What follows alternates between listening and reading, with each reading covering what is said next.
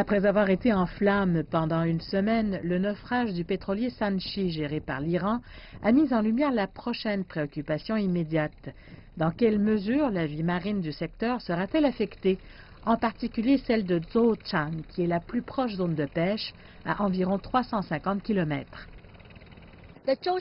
La zone de pêche de Zhoushan, au large de la province du Zhejiang, est l'une des plus grandes de la mer de Chine orientale. Et la mer de Chine orientale était en 2016 la plus grande zone de pêche de toute la Chine, avec une capture d'environ 5 millions de tonnes de poissons et de fruits de mer. Le ministère chinois des Transports a cité un essai de modélisation effectué par le Centre technique d'intervention en cas de déversement et d'urgence d'hydrocarbures de Yantai, qui estimait que moins d'1% resterait à la surface de la mer 5 heures après la collision.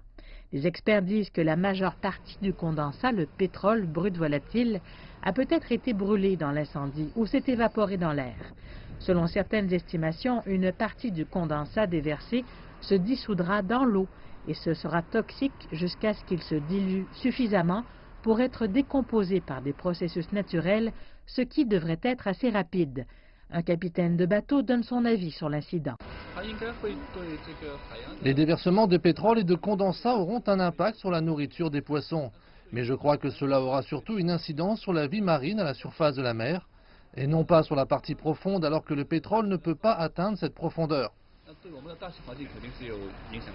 Le pétrolier de Sanchi transportait quelques 136 000 tonnes d'huile de condensat. Un marchand local de poissons qui travaille dans la région depuis 20 ans dit qu'il surveille de très près la situation. Alors qu'il y a eu des déversements d'hydrocarbures auparavant en mer de Chine orientale, je n'ai jamais témoigné de quelque chose d'une telle envergure, avec plus de 100 000 tonnes de condensat. Je suis inquiet, mais là où la collision et le naufrage ont eu lieu, il n'y a pas beaucoup de pêcheurs qui partent pêcher, et c'est plus près du Japon.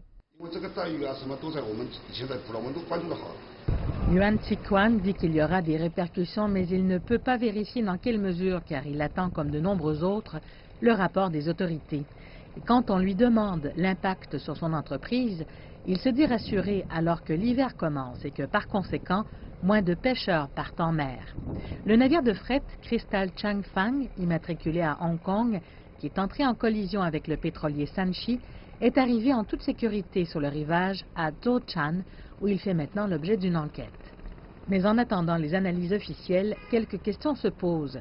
Qu'est-ce qui a causé la collision en tout premier lieu? Quelles sont les mesures préventives mises en place pour l'avenir? Et quelles leçons en sont tirées?